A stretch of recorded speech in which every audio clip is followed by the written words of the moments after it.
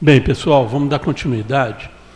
E, como já foi aqui falado, nós vamos dar sequência a uma abordagem que o importante é que a gente tenha nas nossas relações cotidianas isso aqui que foi demonstrado.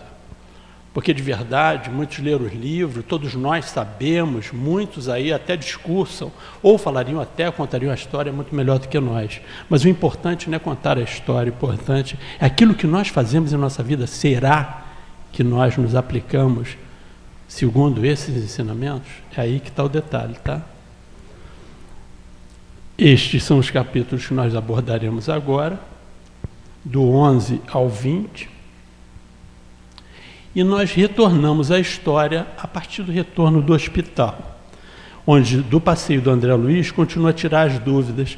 Todas as colônias espirituais são iguais? Ele questiona. De modo algum. Se nas esferas materiais cada região e cada estabelecimento revelam traços peculiares, imagine as multiplicidades de condições em nossos planos, tensão, clima, vegetação, enfim, uma série de fatores que todos nós imaginamos e conhecemos e sabemos que todas essas coisas acontecem. E como é que nós aprendemos isso uns com os outros? Cada colônia, assim como cada entidade, permanece em degraus diferentes na grande ascensão. As colônias interagem entre si, buscando experiências umas com as outras.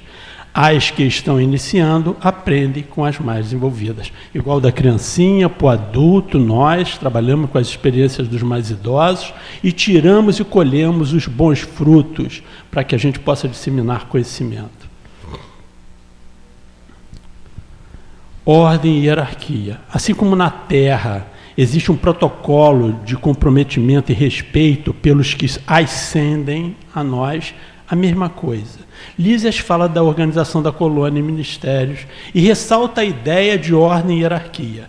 Nenhuma condição de destaque é concedida aqui a título de favor. Somente 4 entidades conseguiram ingressar com responsabilidade definida no curso de 10 anos no Ministério da União Divina. No mundo espiritual, cada um vale pelo que é e não pelo que tem a oferecer de si mesmo. Dá licença. E aí a gente vê que é bem diferente da gente aqui na Terra, né? Aí aqui a gente lida com as indicações, com as referências, né? Com os bilhetinhos que a gente encaminha, e as pessoas vão subindo os degraus da vida, né? De status em status, sem o merecimento, né? Sem o verdadeiro merecimento. Vamos entender agora como funcionam as coisas lá a respeito da lei de trabalho e descanso, que Flávio fez um comentário, e que é muito importante que a gente veja que as coisas se assemelham, e por isso nós não podemos dar pernada. São leis rigorosamente observadas para que ninguém fique sobrecarregado. A única exceção é o próprio governador, que nunca aproveita os seus momentos de repouso, como o Flávio falou, e mesmo nos seus momentos de repouso ele trabalha duplamente, triplamente, por aí vai, para o seu próprio bem. Agora vamos entender aí esse detalhe que nós colocamos aqui nessa flâmula. Na Terra, muitos trabalhadores, muitos de nós, nos achamos o máximo, e de verdade está lá. Se aproveitam das situações, abusam do poder, tiram vantagem, se julga esperto, porque lesam. Estamos vendo aí que isso veio ocorrendo com o nosso país, e cada um de nós aqui não podemos nos julgar isentos dessas situações, porque certamente em algum momento em nossas vidas já passamos por isso, disfarçamos. Quando não, a gente, não, mas foi por interesse, por causa disso, tem sempre aquela ideia do desculpismo, e não é assim que nós devemos agir. Na verdade, o governador ele dá exemplo do trabalho voluntário, né? Então, quando a gente sai do nosso trabalho, aquele que remunera, né, que nos dá o salário, a gente resguarda um tempo para fazer algo de útil. Muitos de nós. E o governador faz isso. Ele tem aquela atividade dele, normal, de governar, de cuidar da colônia, mas nos seus momentos de folga ele busca aqueles mais necessitados para orientar, para ajudar. Ele vai no Ministério da Regeneração, né? Lá para o lugar onde as coisas são mais difíceis.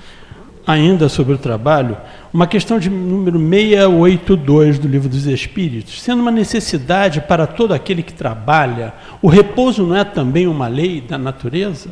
Sem dúvida. O repouso serve para a reparação das forças do corpo e também é necessário para dar um pouco mais de liberdade à inteligência, a fim de que se eleve acima da matéria. Então, até no momento que descansamos, nós temos que começar a pensar e melhor organizar as nossas atividades mentais, porque essas é que vão efetivamente nos levar às melhores situações no plano. E essa referência ao Livro dos Espíritos mostra que lá tem todas as respostas para as nossas perguntas, né? Tudo que a gente precisa saber e se orientar está lá esclarecido. Vantagem do trabalho voluntário. Muitas das pessoas acham que trabalhar voluntariamente não é uma coisa agradável e boa. É sim, e bastante. Tem muitas das pessoas, inclusive eu, constam do meu currículo que eu tenho trabalho voluntário, como já prestei projetos para Caritas, sem ser católico. Mais de uma vez prestei 2 no Espírito Santo e continuo prestando quando necessário é. Ajudar o próximo, essa é a questão. De que maneira? Dá sentido à vida, nos torna mais produtivos, passamos a ter mais saúde, faz bem ao coração, faz bem ao sistema imunológico e aumenta a nossa expectativa de vida e vitalidade de maneira geral. Se a gente observar, por que será que a idade média alta dos que frequentam a casa espírita há muitos anos, já perceberam as idades? Como é que é? Não é uma frequência de, geralmente, pessoas que têm mais idade? É só questão de observar. Agora, vamos observar a questão da música, que também foi um ponto de aspecto muito interessante.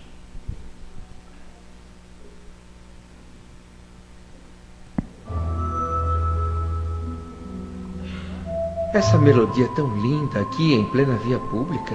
Mas de onde vem esse som maravilhoso? Das oficinas onde trabalham os habitantes de nosso lar. Depois de observar muito, reconheceu a governadoria da colônia que a música é um poderoso estímulo. Intensifica bastante o rendimento de todos os serviços em todos os setores. Hoje em dia, aqui em nosso lar, ninguém mais trabalha sem ouvir música. Bem, com isso nós já percebemos que os nossos padrões auditivos precisam ser apurados e refinados. Vamos continuar. São sensíveis às músicas, os espíritos? Aludes à música terrena? Que é ela comparada à música celeste? A esta harmonia de que nada na terra vos pode dar ideia? Uma está para a outra, como o canto do selvagem para uma doce melodia. Vamos começar a tentar, né? Eu não falo porque eu particularmente prefiro as músicas orquestradas. Já gostei do rock, continuo achando legal, mas na maior parte do meu dia eu prefiro estar em sintonia com as músicas orquestradas e mais melodiosas. E menos as questões do funk. Vocês desculpem, mas eu tenho mais intimidade com o que pendura na orelha. Eu falo com as mãos. Bem, dando sequência, a gente vai ver da postura de Rossini numa mensagem. Ele diz o seguinte: a influência da música sobre a alma, sobre seu progresso moral, é reconhecida por todo o mundo. Cada um vai tirando suas conclusões, né? Sim, o espiritismo terá influência sobre a música. Seu advento mudará a arte, depurando-a. O espírito do maestro Rossini, numa nova existência, retornará para continuar a arte que considera como a primeira de todas. O espiritismo será o seu símbolo e o inspirador de suas composições. Isso está em obras póstumas, a música espírita. E vocês devem conhecer Cabete e tantos outros companheiros que montam músicas espíritas, que são psicografias ou psicografadas as letras. Jailton está aí e sabe disso. Agora nós vamos ouvir aqui um trecho sobre o umbral. Mais de uma vez eu tenho ouvido falar em umbral aqui na colônia. Frequentemente ouço referências a espíritos do umbral e ainda não sei o que significa. Confesso que o meu preparo religioso na Terra foi muito precário. Mas desse umbral eu nunca tive notícia. Você ficou detido por lá durante tantos anos e diz que não conhece a região?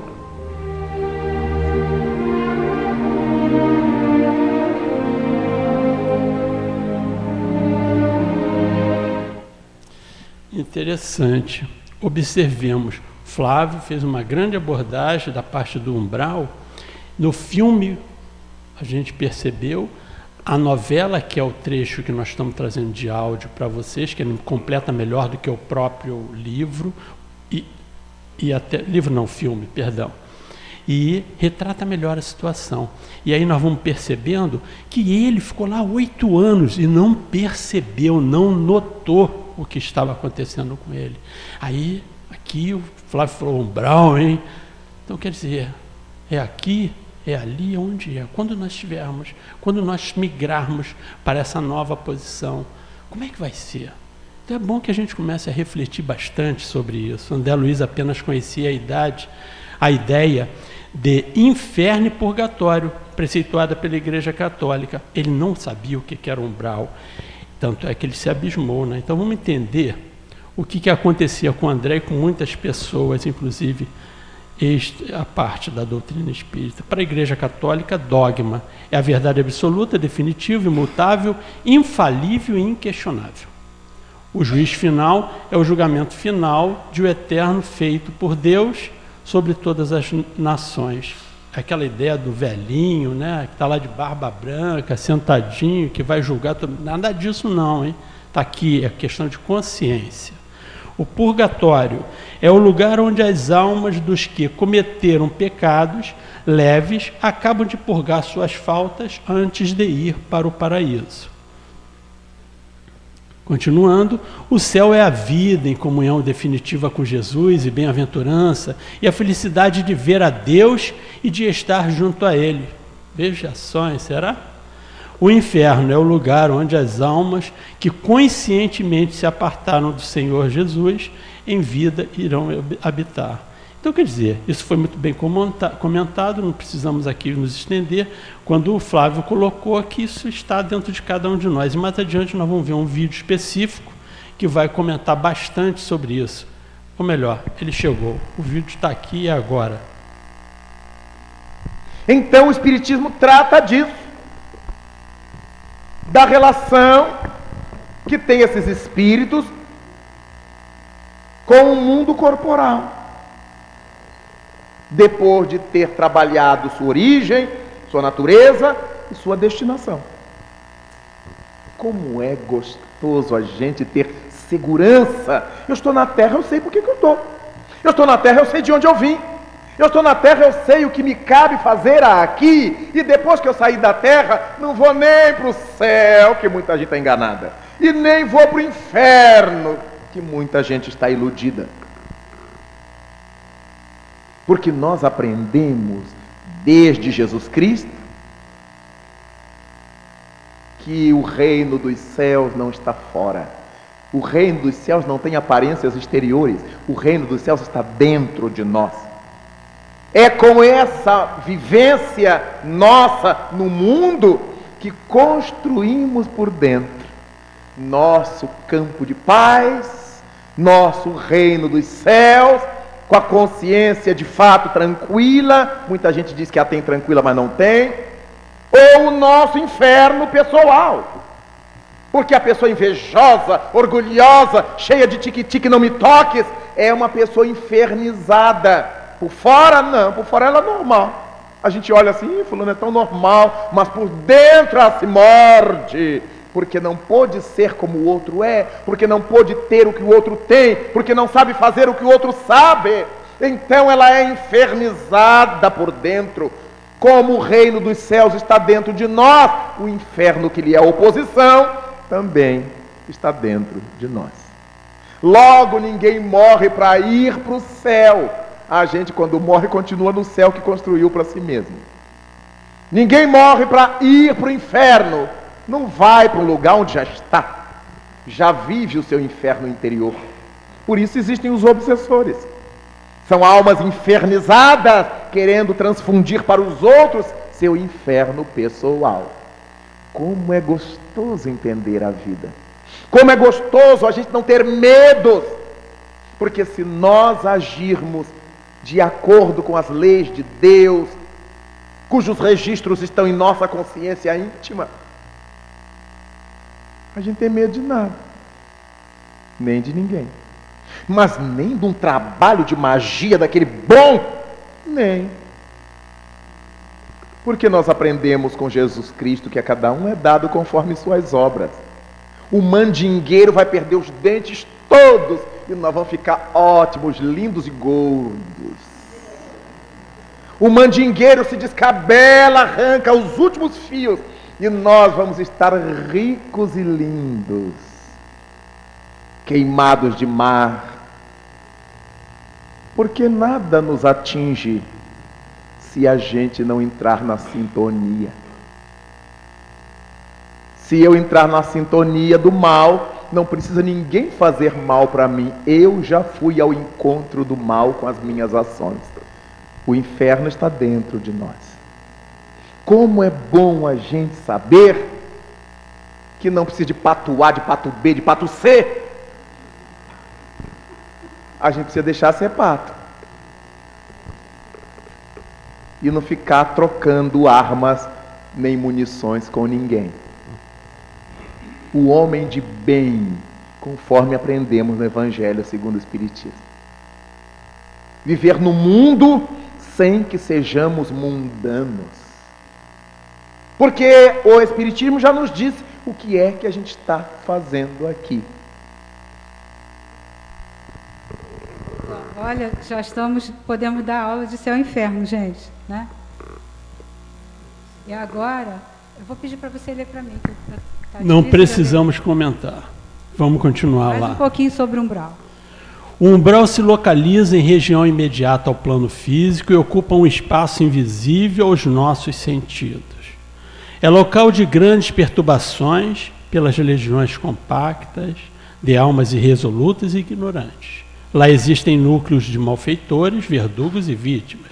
Acham-se repleto de formas de pensamento de encarnados que sintonizam com os desencarnados que lá estão. Então, a gente já falou um pouco de umbral, né? Dessa sintonia, que a gente não vai para aquele lugar porque é enviado, porque quer, nem porque tem medo daquilo, nada disso. É porque a gente se afiniza, a gente exterioriza aquilo que está dentro de nós e é atraído para esses ambientes. Nesses ambientes se aglomeram essas almas ignorantes e infelizes. Continuando, o umbral funciona como? Vamos entender. Região destinada a esgotamento de desígnios, resíduos mentais, espécie de zona purgatorial, onde se queima o material deteriorado das ilusões que a criatura adquiriu. Concentra-se nele tudo o que não tem finalidade para a vida superior.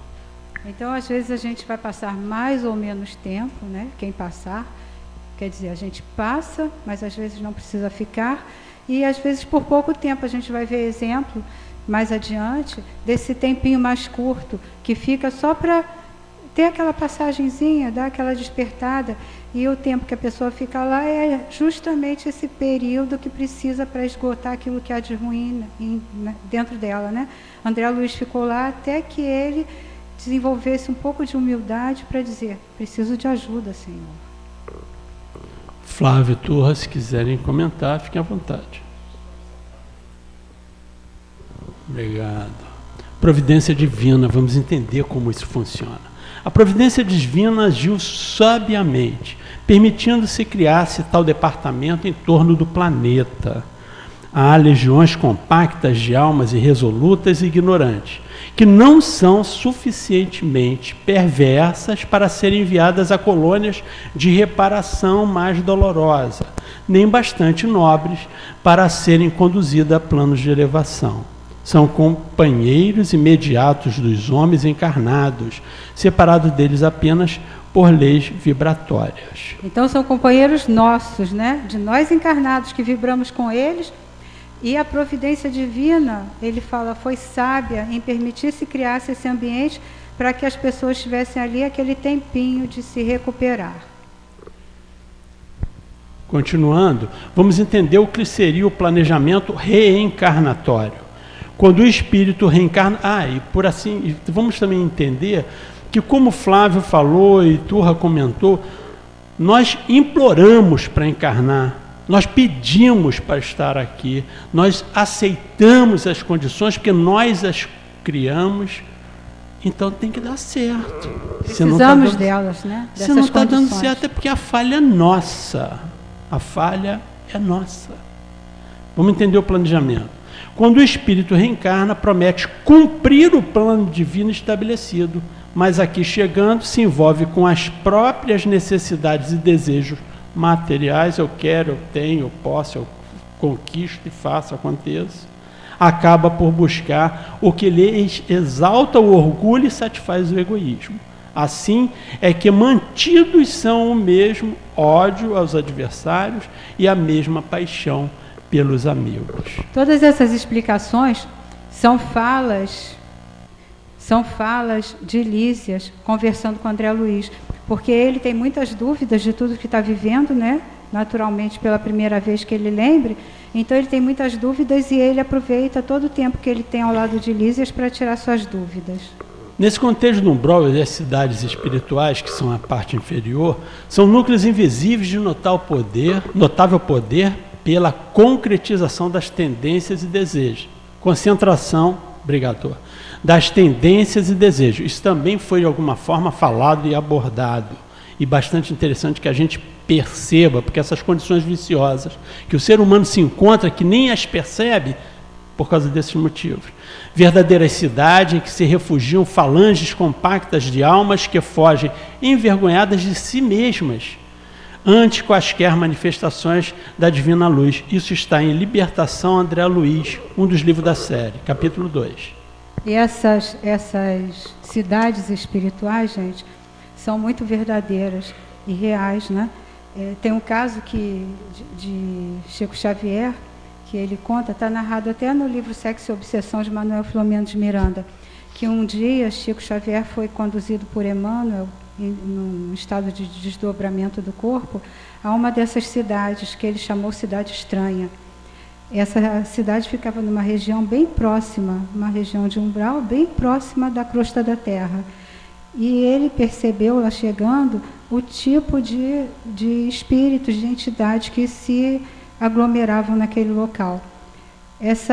Aquelas entidades, elas eram governadas por espíritos com um poder assim mental muito forte, né, muito vigoroso, mas também muito viciado e muito negativo em termos de ética, de sentimentos. E eles usavam a hipnose para governar aqueles que eles julgavam seus subalternos, né, aqueles espíritos infelizes e ignorantes. E eles já tinham recebido o aviso de que essa situação cômoda em que eles se encontravam se extinguiria, porque a espiritualidade superior havia determinado que todos reencarnariam, tinham que voltar à Terra. E então eles estavam fazendo, nesse momento, Chico Xavier conta que eles estavam fazendo como que um desfile carnavalesco, mas coisas assim muito inferiores, sabe, muito degradantes. E aí eles sabiam que não poderiam mais permanecer lá, que teriam que reencarnar, e com essa reencarnação desses espíritos, viriam mudanças muito grandes, né, para a humanidade. E aí é o que a gente tem visto, né, já há alguns anos, há algum tempo. Assim, a degradação de alguns costumes, né, da humanidade, a criminalidade, a insegurança, as instituições familiares, né, desgovernadas às vezes, desarmonizadas, tudo isso trazido por esses seres altamente inferiorizados que reencarnaram e ainda estão reencarnando na Terra como uma última oportunidade aqui. O André Luiz, como muito curioso e questionador, porque ele sempre queria entender o que se passava, e a questão do suicídio, que para ele não entendia, né? Ele sempre nas questões e ficava nas suas perguntas. Não há por lá defesa, organização. Organização é atributo dos espíritos organizados. Apesar disso, nunca faltou lá a proteção divina. E nós lembramos que na hora que Flávio comentou, que o irmão ele estendia a mão e surgia a luz, os outros não queriam, não conseguiam, enfim. Cada espírito lá permanece o tempo que se faça necessário. Para isso, permitiu o Senhor se erigissem muitas colônias como esta, consagradas ao trabalho e ao socorro espiritual. Continuando, sintonia mental. Essa esfera se mistura quase com a esfera dos homens. Nessa zona se estendem os fios invisíveis que ligam as mentes humanas entre si. Então vamos ficar bem atentos a essa questão. O plano está repleto de desencarnados e formas pensamento dos encarnados. A gente já viu que essas regiões são bem próximas da crosta da Terra e somos nós que alimentamos também, através do nosso pensamento inferiorizado ainda, esses espíritos infelizes. Então, eles se sintonizam diretamente conosco. Nós os sugestionamos e eles a nós. Nós o alimentamos e eles a nós, através do pensamento. E ali na citação abaixo fica bem claro isso. Criam, transformam, destroem. E essa questão das formas de pensamento, né, que a gente emite, e por isso a gente é reconhecido no mundo espiritual. Porque aquilo que a gente pensa, aquilo que a gente sente, a gente plasma fora de nós. Então, os espíritos encarnados percebem aquilo que nós criamos, as nossas criações mentais, essas ideoplastias. Você está decorando tudo, minha filha? Claro. Isso daí serve para a gente fazer uma identificação que não existe espírito ruim agindo em cima da gente. Existe um espírito ruim que encontra o ruim em nós e junta as coisas. Existe muito assim, as pessoas falam, eu estou terrivelmente obsidiado, tem um espírito muito infeliz que me perturba. Ele só se liga às nossas infelicidades. Ele só se liga aos nossos desvarios. Então, isso daí tira a vítima. Ninguém é vítima, exceto vítima de si próprio. As pessoas elas geram essa vitimização, e nós observamos muito isso na casa espírita. O sujeito chega aqui rastejante, né? Ai, que eu estou obsidiado, que tem uma coisa em cima de mim. Olha, essa coisa que está em cima de você, ela formou um vínculo na coisa ruim que tem dentro de você. Então, você reza, você bota o nome na reunião mediúnica, você dá água magnetizada, você faz as orações, ele ouve a palestra. Isso funciona como um remédio que vai abaixar a febre, mas não vai tirar a infecção. A infecção é uma coisa que a gente tira com transformação. É então, só alívio. Então a gente vai ver isso, a gente fala assim, meu Deus, mas como tem espírito ruim? Mas só tem espírito ruim porque a gente é tão ruim quanto eles, né? Exatamente. E forma essas relações. De alguma forma eles já comentaram isso aqui, mas mesmo assim eu vou ler. Toda alma é um imã poderoso, que é exatamente o que Turra comentou, que a gente tinha comentado. Há uma extensa humanidade invisível que se segue à humanidade visível. Pensamentos. Conforme os raios que arremessamos, ergue-se o domicílio espiritual na onda de pensamentos a que nossas almas se afeiçoam. Nós emitimos ondas mentais que vão de encontro às ondas que se afinizam com estas que nós emitimos. Então, a gente sintoniza com aqueles que a gente gosta intimamente. A gente pode negar, mas é a realidade.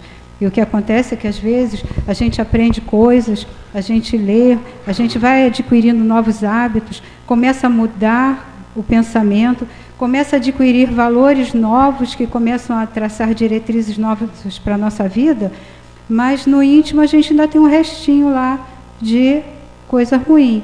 E o que acontece é que em momentos de desequilíbrio, aos quais todos nós estamos sujeitos, às vezes a gente resgata aquilo de ruim que está em nós e se afiniza, porque eles vão direto naquilo de ruim que tem em nós. Então, no momento da nossa aflição, da nossa cólera, do nosso desequilíbrio, nós, apesar dos esforços que estamos fazendo para mudar e para melhorar, ainda nos sintonizamos com esses planos. Essa citação é de Emmanuel e está na introdução nos Domínios da Mediunidade, que também é um livro da série. E aí fica aí o ditado: disse Jesus a cada um segundo suas obras. Continuando as formas de pensamento, nossas emoções, pensamentos e atos são elementos dinâmicos de indução. Você fala de Emmanuel, está no livro Sugestão, Pensamento e Vida. Nós sugestionamos o outro e somos sugestionados. Emitimos ideias, influenciamos, né, comportamentos, atitudes, e também somos influenciados, e às vezes sem perceber. Todos exteriorizamos a energia mental, configurando as formas sutis com que influenciamos o próximo. E todos somos afetados por essas mesmas formas, nascidas nos cérebros alheios. Isso é um perigo, né, gente? Se a gente pensar no que ainda existe dentro de nós, que vai nos colocar nesse risco de sintonizar com esses ignorantes e infelizes, como nós já fomos um dia, é um risco muito grande para nós. Por isso, vigilância sempre, né? Aqui é um pensamento de Gandhi, muito importante, que a gente deve perceber o conteúdo. Vamos ver. Mantenha seus pensamentos positivos, porque seus pensamentos tornam-se suas palavras. Mantenha suas palavras positivas, porque suas palavras tornam-se suas atitudes. Mantenha suas atitudes positivas, porque suas atitudes tornam seus hábitos. Mantenha seus hábitos positivos, porque seus hábitos tornam seus valores. Mantenha seus valores positivos, porque seus valores tornam-se seu destino. Podíamos ir embora, né? Já está todo mundo sabendo. Às vezes a gente pensa assim, só um pensamentozinho, que mal faz, ninguém ficou sabendo, né? Falei e pronto, já está falado.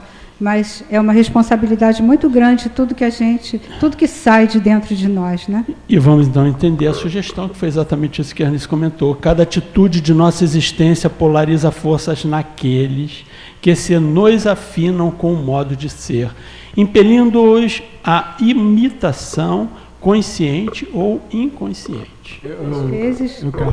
Tem essa contribuição quântica, né? Quando a gente vai ver essa questão da física quântica, às vezes a pequena contribuição que você está falando de uma ideia malsã, de uma ideia assim, mal arranjada, arrumada, ela pode ser aquele elemento que está faltando para que uma coisa suceda, uma coisa ainda que seja a contribuição, a gotinha para que melhore, né? Para que mude um pouco. Ou para melhorar ou para piorar. Né? Também. Quer algum comentário? Os dois lados, né? Não. Continuando. Irradiação do pensamento. Vamos lá, porque ninguém faz isso aqui. Aqui todo mundo é são. Tá? Ninguém faz isso. Só um minuto. Nós estamos aqui naquela situação, né?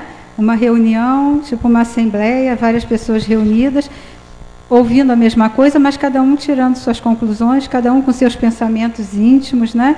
Que o outro não conhece. E observando o que exala ali, né? O que está na mente lá. As ondinhas saindo das mentes. Aí, olha só um comentário, hein? Eu não tenho nada contra, não. Imagina Maracanã, Vasco e Flamengo. Ponto. Os ambientes onde se aglomeram espíritos infelizes ou perversos permanecem impregnados de maus fluidos que o ser encarnado absorve pelos poros perispirídicos. Esses lugares são focos de irradiação de pensamentos diversos. Assim se explicam os efeitos que se produzem nesses ambientes. Quando estão lá xingando, ou quando estão a favor, ou quando estão contra, aquela batida dos tambores, aquilo ali é só impulso, tá? O pensamento não precisa se exteriorizar através de palavras. A irradiação existe sempre. Se o conjunto é harmonioso, a impressão é agradável. Se é discordante, a impressão é penosa. E às vezes a gente está no ambiente, se sente muito bem, às vezes se sente muito mal e nem desconfia por quê, né? Vamos entender como é que funciona a questão dos missionários no umbral. Eles encontram fluidos pesadíssimos emitidos sem cessar por milhares de mentes desequilibradas na prática do mal ou terrivelmente flageladas nos sofrimentos retificadores. É necessário muita coragem, muita renúncia para ajudar a quem nada compreende do auxílio que se lhe oferece. Então, existem as colônias, existem os trabalhadores, e embora exista aquela região, existem os missionários que lá vão periodicamente, né, em socorro, orientar, fazer tudo que eles podem para resgatar aqueles espíritos. Mas né? Como nós não ficamos no abandono, a providência divina, às vezes, o auxílio do Todo-Poderoso, se exprime através das doenças de longo curso, que é o que nós às vezes passamos, sentimos e maldizemos. Ou das dificuldades materiais, poxa, não posso, não consigo, de extensa duração, preservando-nos contra quedas espirituais em viciação ou loucura. Pela cassação de certas oportunidades de serviço ou pela supressão de regalias que estejam funcionando para nós, afeição de corredores para a morte prematura. Proteção de Deus, por isso mesmo, é também o sonho que não se realiza, a esperança adiada, o ideal insatisfeito, a prova repentina ou o transe aflitivo que nos colhe de assalto. Quem é que pode entender como providência divina um sofrimento, uma dor, uma dificuldade, um desemprego, uma doença grave? Ninguém consegue entender, né? Mas a gente está aprendendo, está caminhando para isso. Encontra-se no amor de nossos companheiros. É aquele amigo que a gente, quando ele... Não faz isso não vai por aí não. E a gente, pô, tu é meu amigo ou tu é meu inimigo? Tu quer me ajudar ou me atrapalhar? Mas não, encontra-se no amor dos nossos companheiros, na assistência de benfeitores abnegados, na dedicação dos amigos ou no carinho dos familiares, mas igualmente na crítica dos adversários no tempo de solidão, na separação dos entes queridos ou nos dias cinzentos de angústia em que nuvens de lágrimas se nos represam nos olhos. Está no livro Rumo Certo, emana proteção de Deus. Isso é proteção divina. Vamos falar isso bastante para nós, para a gente se habituar. E aí...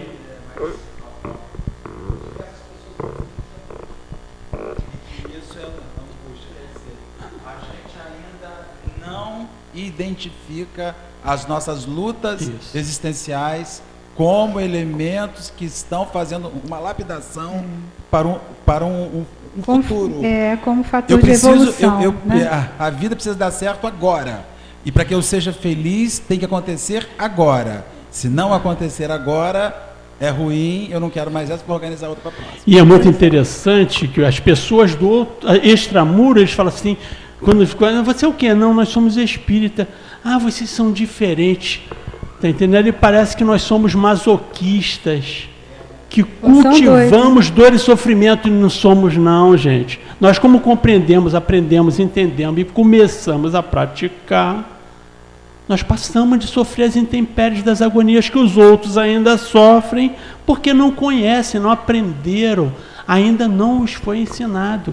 Porque para nós que já sabemos, nós passamos a sofrer um pouco menos. Ok?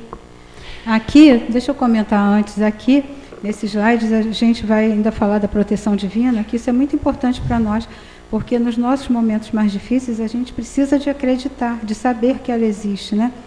E essa passagem está no livro Memórias de um Suicida, quando um dos trabalhadores do Hospital Maria de Nazaré está mostrando à instituição aquele grupo de ex-suicidas, né, que estavam com o Camilo Cândido Botelho, né, que é o Camilo Castelo Branco. Então eles já estavam numa situação melhor, né, se recuperando, e aí vão visitar a instituição.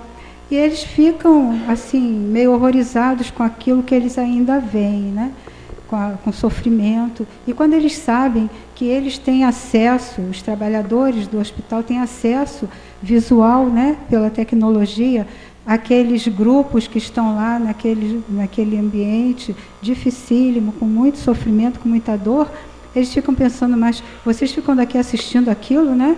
E a gente lá sofrendo. Então, ele, o que está mostrando, né? Você mudou de slide? Mudei.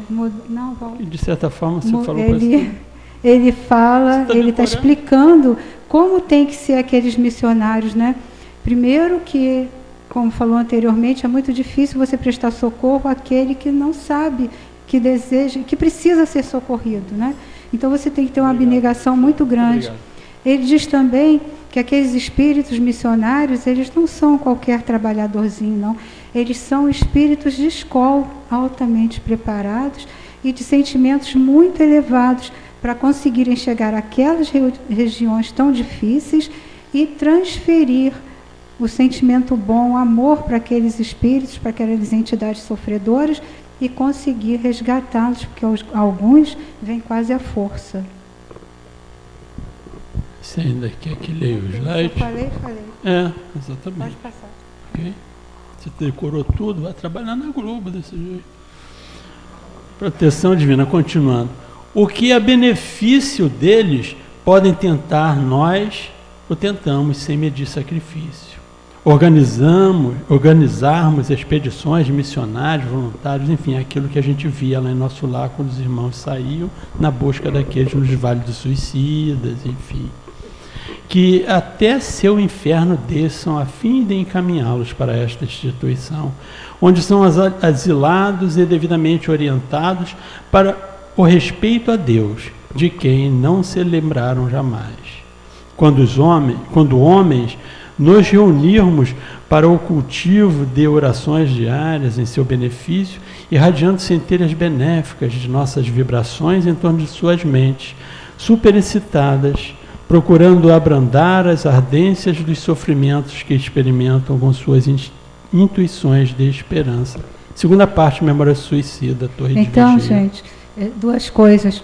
Uma, que ele fala o seu inferno, né? Então, aquilo que Raul Teixeira falou, o nosso inferno pessoal, o inferno que nós criamos, eles estão lá no inferno que eles próprios criaram. E aí ele fala da prece, né? Então, nós fazemos orações diárias em seu benefício, em benefício daqueles espíritos, daquele ambiente, irradiando centelhas benéficas de nossas vibrações, daquilo de bom que eles cultivam. Então, olha a nossa responsabilidade, nós que já temos aprendido que isso existe, que isso é real, e que temos, assim, já uma certa familiaridade com o Evangelho de Jesus, a nossa responsabilidade em pensar no bem, em refletir sobre esses ensinamentos, levando ao outro centelhas dessa luz que a gente está começando a adquirir. Será que a gente já rezou pelo umbral? Ele colocou um umbral nas nossas preces, né? Pedir pelos espíritos que estão no umbral. Nem lembramos, né? A gente lembra da família, dos amigos mais chegados, né? Quando houve uma notícia, né? Mais assim a gente lembra, mas isso que é uma situação diária, né? Já habitual, que não cessa, pelo menos por enquanto, aquilo cai no esquecimento e parece que fica uma coisa muito comum para nós.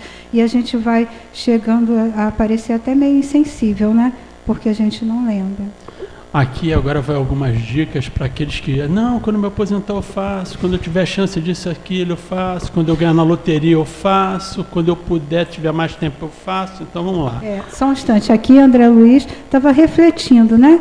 Sobre a sua vida na Terra, sobre a sua vida passada e tudo que deu como resultado. Ele lamentava as oportunidades perdidas na Terra e olha, era bom vivan, hein? E reconhecia que muitas falhas assinalavam seu caminho. Recordava os 15 anos de clínica, sentindo um certo vazio no coração. Cercado de enfermos, não podia mais atuar como médico, amigo e pesquisador, que quando ele chegou lá, ele achou que ele ia ser médico, ia fazer, ia clinicar, ia arrumar um esteto, materializar um esteto, pendurar no pescoço, ia fazer um show, né? E como ele já estava melhorado por dentro, né, com sentimentos melhorados, mais elevados, ele já tinha vontade de exercer aquilo que ele não soube exercer tão bem na Terra. Então ele já tinha vontade de aplicar o que ele tinha aprendido na própria profissão, né, que já é por si mesma uma profissão humanitária. Uma reflexão dele. no planeta, sabia que meu direito de intervir começava nos livros conhecidos e nos títulos conquistados. Mas, naquele ambiente novo, a medicina começava no coração, exteriorizando-se em amor e cuidado fraternal. Então ele percebeu que os trocentos canudos e qualificações que ele adquiriu na terra de nada valeram lá. Não usou em nada. Foi concedido a ele o direito de limpar dejetos e outras situações que os que lá chegavam externavam nas suas aflições e agonias. Na verdade, Clarencio diz a ele que a profissão que ele exerceu na Terra, né, que os títulos que ele tinha antes, eram ali, no plano espiritual, apenas uma ficha de serviço que o habilitava a funcionar, talvez, daqui a pouco como aprendiz, né? Porque ali ele precisava de aprender algo mais. E é interessante que no próprio filme, mais adiante, quando ele já está lá nas câmaras ajudando e participando, chega um outro profissional da área médica, com o esteto pendurado no pescoço. A primeira coisa que ele faz é tirar do companheiro. Ele fala, companheiro, ele tira o esteto e ajuda o companheiro. Mostrando, isso aqui não vale de nada. Isso aqui não vale de nada. Está lembrado? Aí vem uma frase de Chico, para a gente também refletir bastante. Refletir muito, muito. E muito. A questão mais aflitiva para o espírito no além é a consciência do tempo perdido. Não adianta reclamar. Lembra da história da ficha. Tudo que pudermos fazer no bem, não devemos adiar. Faz logo, hein? Correndo. Olha aí a maratona, estão tudo aí acontecendo aí, se escala lá. André Luiz e Clarencio. Aqui é aquela questão do gabinete, né? Onde que André Luiz, ele aflito, querendo ser útil, né? Fazer alguma coisa, e ele se confidencia com Lísias. Eu quero trabalhar, quero fazer alguma coisa, estou cansado de ficar deitado nesse leito de hospital. E ele pede, né? uma audiência. Animado, vai procurar o ministro do auxílio. Penetrei no gabinete, em companhia de uma senhora idosa, que seria ouvida em primeiro lugar, por ordem de precedência. O pedido da dona Idalina. Então, venho pedir. Pode falar. Venho pedir seus bons ofícios a favor de meus 2 filhos. Reconheço que os desígnios do pai são justos e amorosos, no entanto, sou mãe. O ministro responde com fraternidade, mas com energia. Se a irmã reconhece que os desígnios do pai são justos e santos, que me cabe fazer? Então essa senhora, ela tinha chegado ao nosso lar, já tinha 6 anos que ela estava recolhida aos campos de repouso, porque o ministro Clarencio deu diversas oportunidades de trabalho a ela e nada serviu. Ela reclamava porque os chefes eram intratáveis, porque os espíritos eram muito infelizes, eram grosseiros, que ela não gostava do ambiente. Então, por fim, como nada servia para ela, ela se recolheu aos campos de repouso. Só que ela tinha 2 filhos na terra em grande sofrimento. E, claro, uma mãe não consegue ver um filho sofrer. E ela aí foi lá pedir para ela mesma socorrer os filhos. Aí Clarencio explica para ela, como é que a senhora, que não aprendeu a fazer nada, não aprendeu a cuidar de ninguém, vai cuidar dos filhos na terra? Que experiência a senhora tem? E se a senhora não aprendeu a trabalhar aqui e não conseguirá trabalhar lá sozinha, precisa de alguém que a ajude. E como é que a senhora vai pedir alguém que a ajude nessa empreitada? Se eu sou uma pessoa antipática, se eu não faço bem a ninguém, se eu estou sempre virando a cara para todo mundo, na hora que eu preciso de ajuda, alguém me ajuda? Ela não conseguiu desenvolver nenhuma simpatia lá na cidade espiritual de nosso lar. Então, a quem ela pediria o socorro? Aí o ministro falou para ela, volte para os campos de repouso onde a senhora tem se recolhido, medita, reflete bastante na nossa conversa e vamos ver o que se pode fazer mais tarde, porque nem a senhora pode ajudar sozinha e nem ninguém vai se dispor a ajudar alguém que não sabe ajudar ninguém ainda. Isso aí retrata a questão da imparcialidade. Quando se trata dos nossos interesses pessoais, sabemos agir de maneira imparcial. E tirando a fala do Clarencio, quantos bônus horas poderá apresentar em benefício de sua da sua pretensão. Porque de verdade isso que a Arnice comentou, mais adiante estaria aqui. Ela tinha nesses trabalhinhos que ela fez assim, né, pouquinhos, ela ia em um, ficava umas horinhas, e em outro, porque ele arranjava outra coisa. Ela, em 6 anos, ela tinha apenas 304 horas de trabalho. E lá na colônia, a mãe de Lísias, Dona Laura, ela em outra ocasião explica a André Luiz que o habitual é 8 horas diárias, que podem se estender até 12, porque são permitidas normalmente 4 horas extras, sem sacrifício para o espírito. Você falou, slide. Requisitos para recebermos a ajuda. Para ajudarmos alguém, precisamos de irmãos que se façam cooperadores, amigos, protetores e servos nossos. Antes de amparar os que amamos, é indispensável estabelecer correntes de simpatia.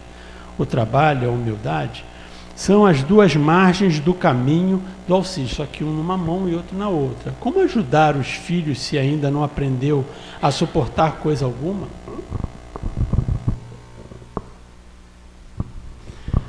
Quem nos coopera? Quem não coopera? Para auxiliar nossos amados é necessária a interferência de muitos a quem nós tenhamos ajudado. Se a irmã nada acumulou de seu para dar, é justo que procure a contribuição amorosa dos outros. Mas, como receber a colaboração imprescindível se ainda não semeou nem mesmo a simples simpatia? Que ela não era mole não, aquela coroa. Ela só faltava dar uma lesa, ela queria dar uma pernada no granete de qualquer jeito. Poxa, mas eu preciso, eu quero e tal. Ó, dá um jeitinho, né? Aí vamos lá. Quando chegou a vez do André Luiz, ele ficou com medo de pagar mico. Aí deu isso aqui, ó. Pedido dele, aproxime-se, meu amigo. A sinceridade e clareza despertaram-me raciocínios novos. Quis desistir, mas era impossível. André Luiz fala ao ministro que do seu desejo de ser útil é que ele interessa qualquer trabalho, desde que o afaste da nação.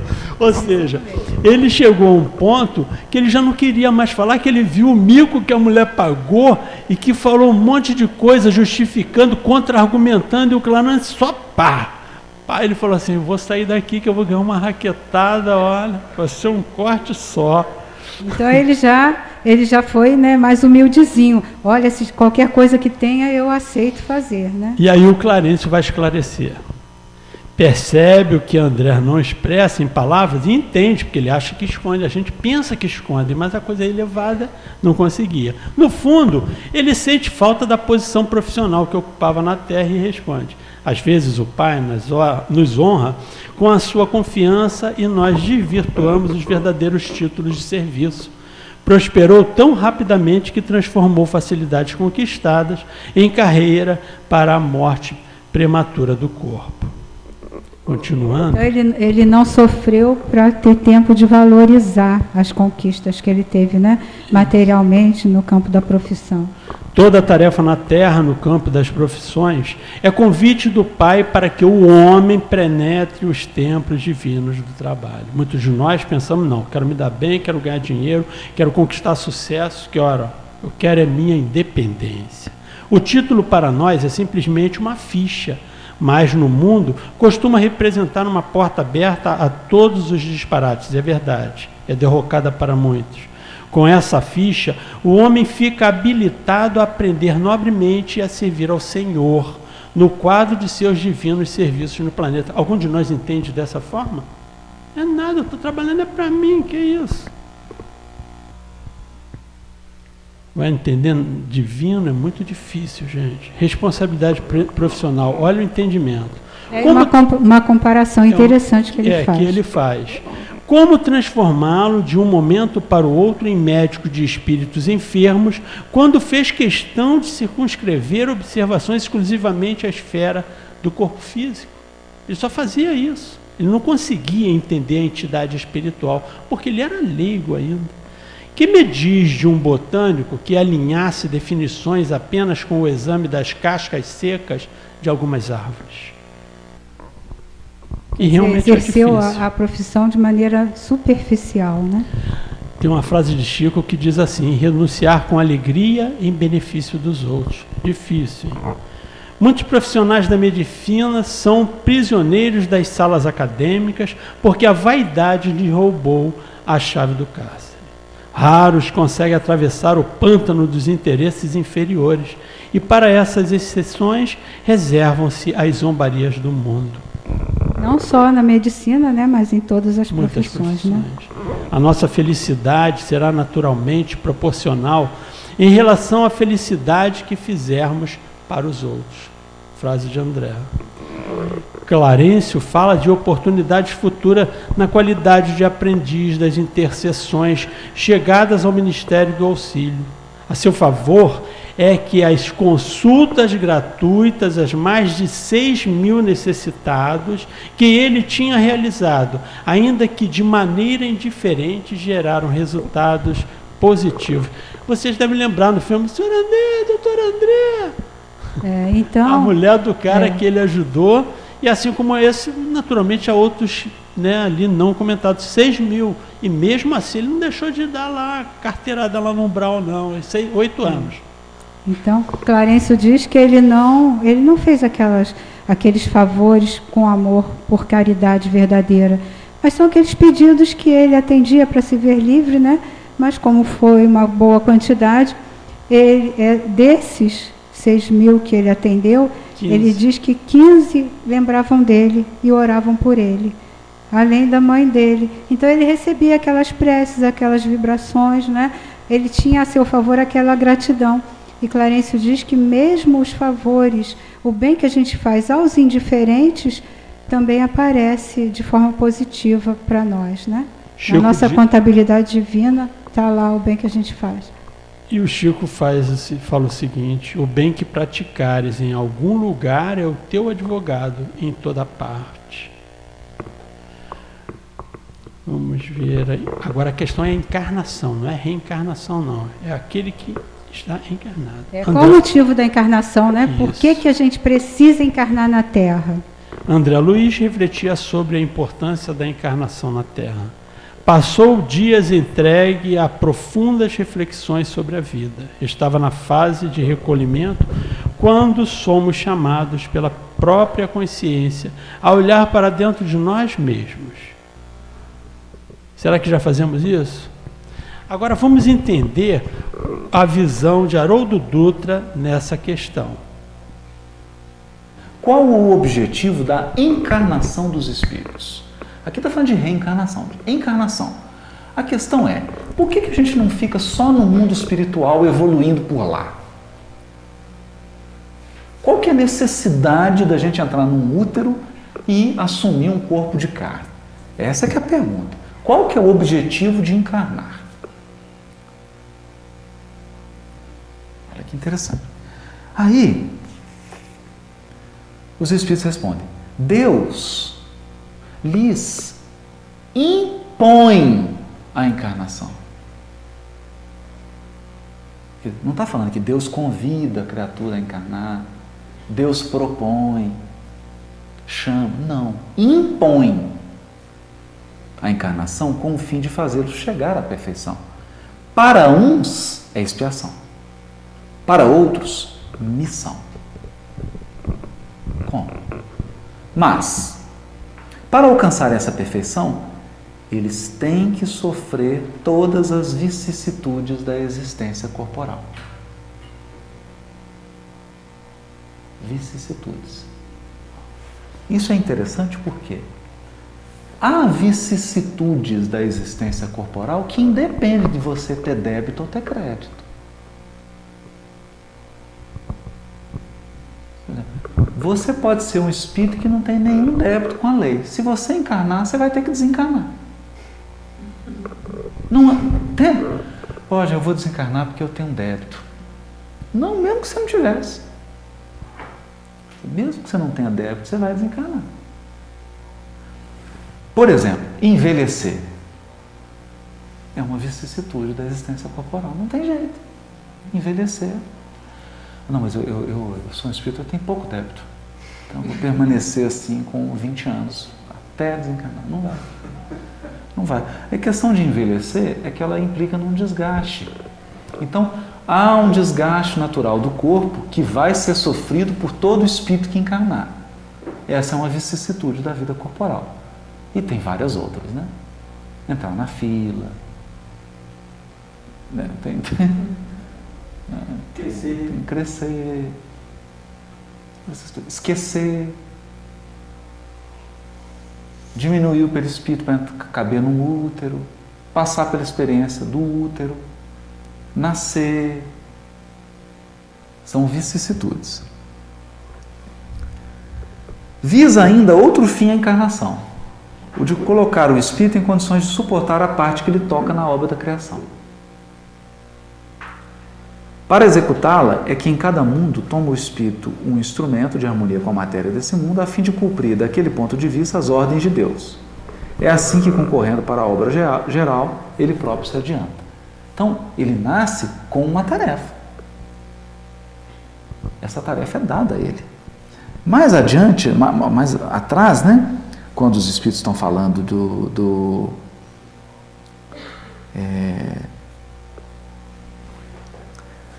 da progressão dos espíritos, eles dizem que Deus dá-lhes tarefas, e se ele cumpre as tarefas, se ele cumpre essas tarefas, né, ele vai mais rápido.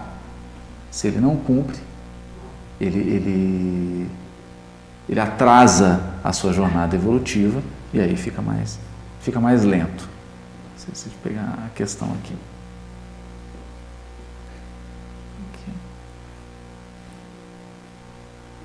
Aqui, tá. Viu que ele também se atrapalha? Deus criou todos os espíritos simples e ignorantes, isto é, sem saber. Essa é a questão 115.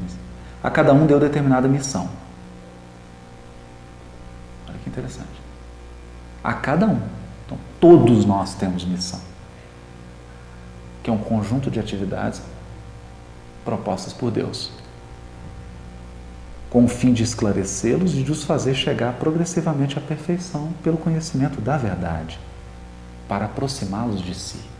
Então o objetivo é conhecer a verdade e aproximar. Por isso que você não precisa passar pela fieira do mal.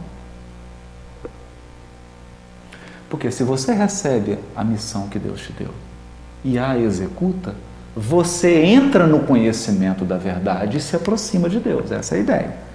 Os Espíritos continuam. Nessa perfeição é que eles encontram a pura e eterna felicidade, a perfeição de estar próximo de Deus. Passando pelas provas que Deus lhes impõe, é que os Espíritos adquirem aquele conhecimento. Passando pelas provas. Uns aceitam submissos essas provas e chegam mais depressa à meta que lhes foi assinalada.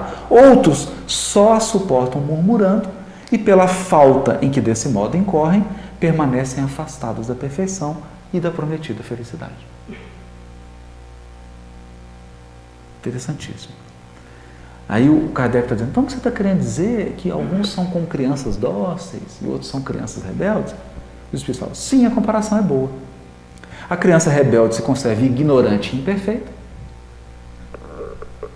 Seu aproveitamento depende da sua maior ou menor docilidade.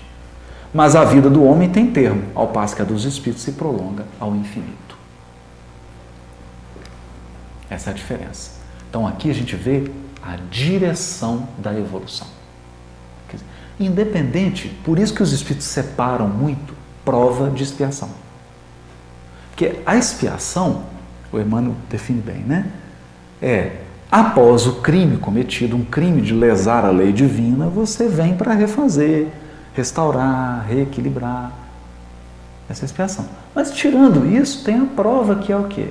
Tarefas que nos são dadas pelo Criador, visando eliminar a nossa ignorância e nos aproximar dele, que nós podemos aceitar ou não, podemos cumprir ou não.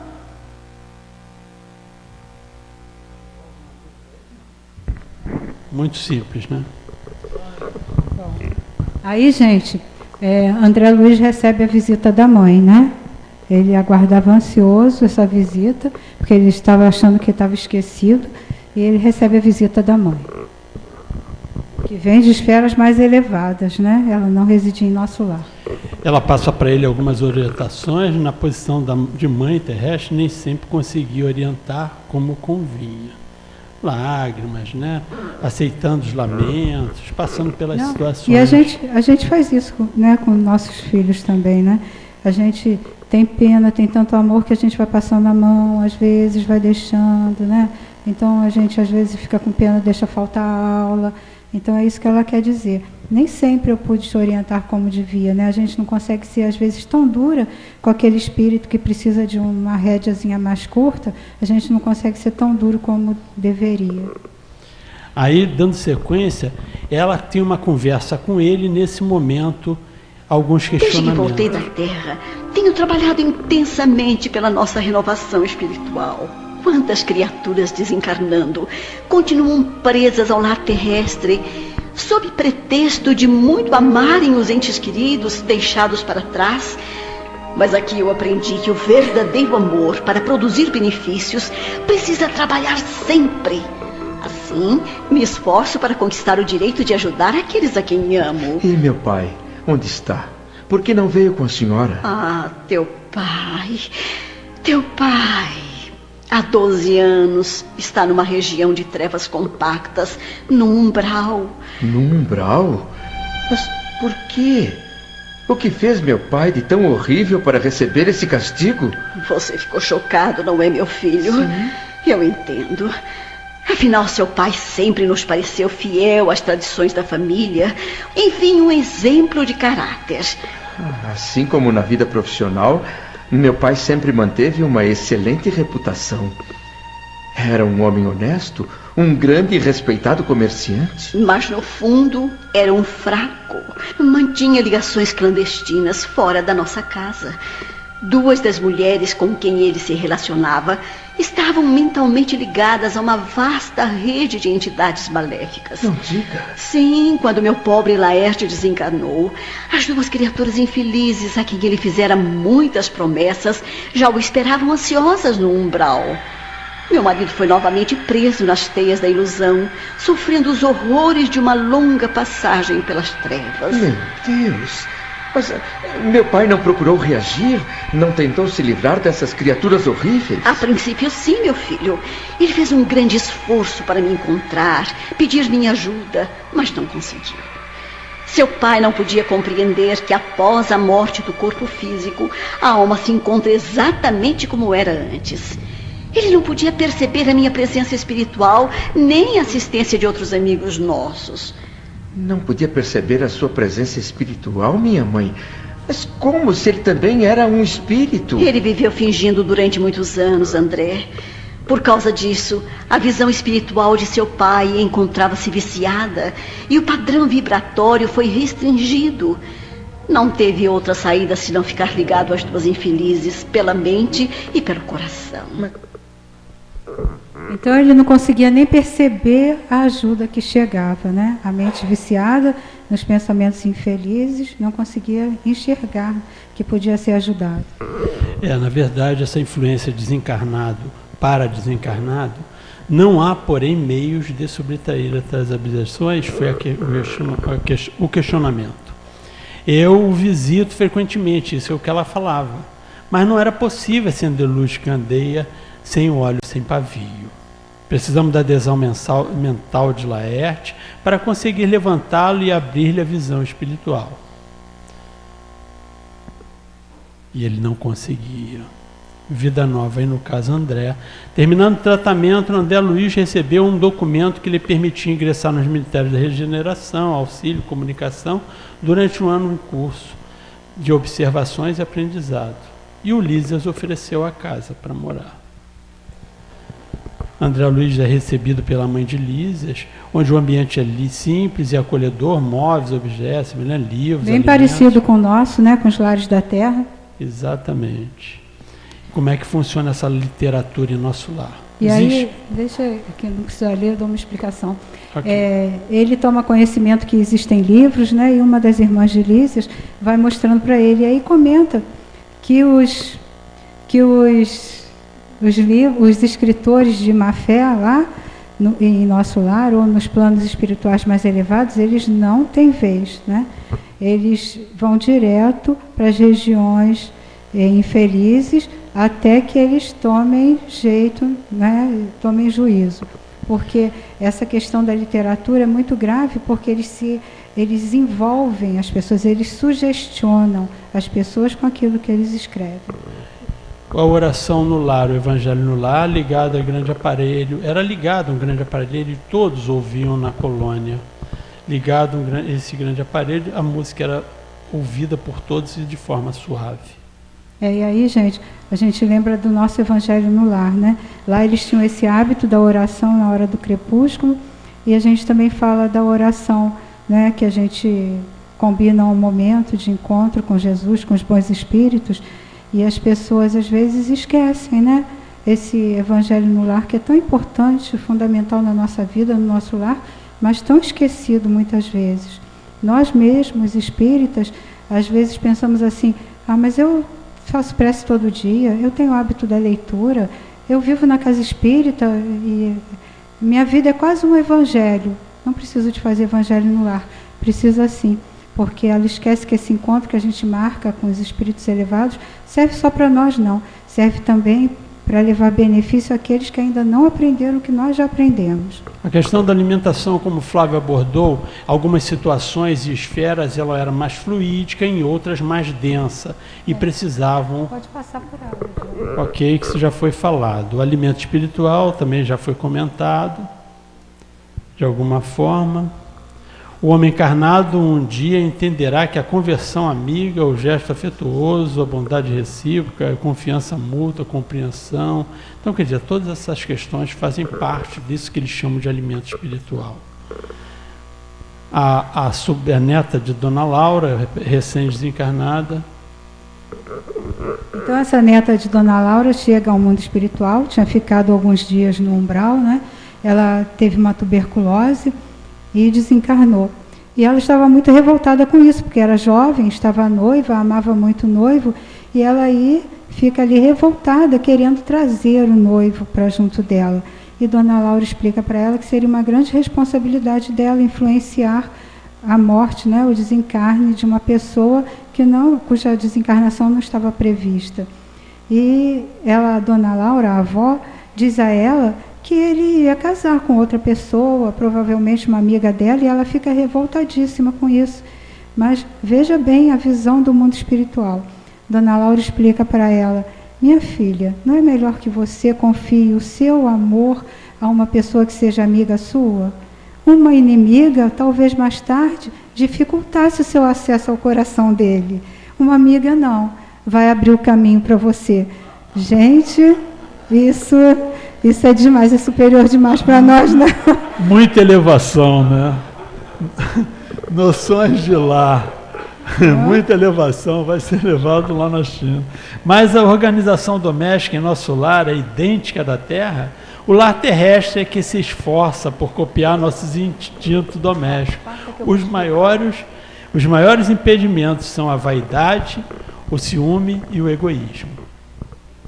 A Dona Laura também fala do lar, né? E ela diz que o lado feminino, né, que compõe a família, é aquele desenvolvimento vertical, do homem o horizontal, né, nas conquistas materiais, mas que no vértice eles têm que se encontrar e um passar para o outro seus valores.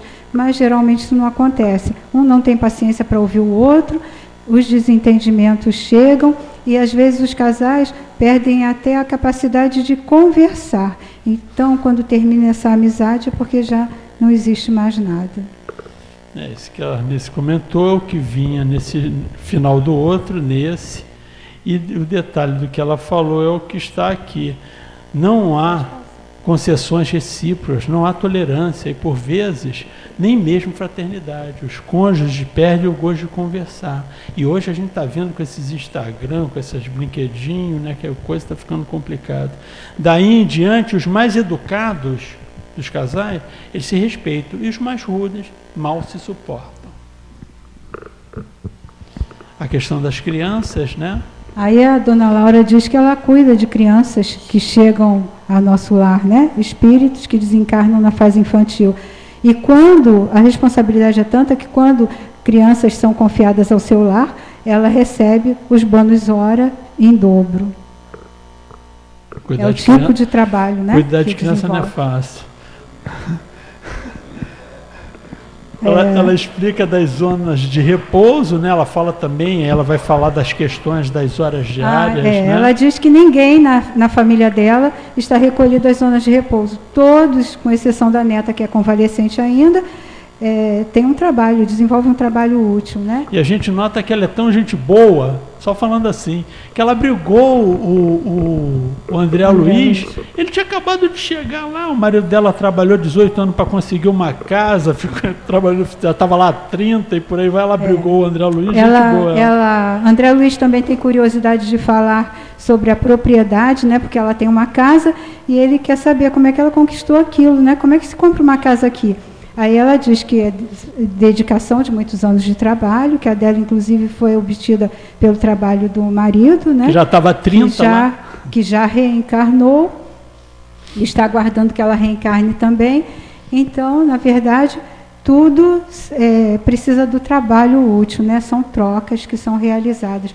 E esses bônus hora, eles não servem só para comprar coisas como um lar, né? Uma casa. Tá bom. Eles servem para você interceder. Na verdade, o valor não é monetário como nós entendemos. O valor é o serviço, a conquista que se faz. Porque os bônus horas podem ser utilizados em favor de alguém, nas intercessões, nos pedidos que a gente faz. Aí, nesse momento, existe uma interrupção entre a interlocutora e aí... Até amanhã às 18 horas. Dona Laura, com essas explicações, ela despede André Luiz, né? Manda ele descansar para a gente voltar amanhã. Agora gente, amanhã não é um dia habitual de estudo nosso.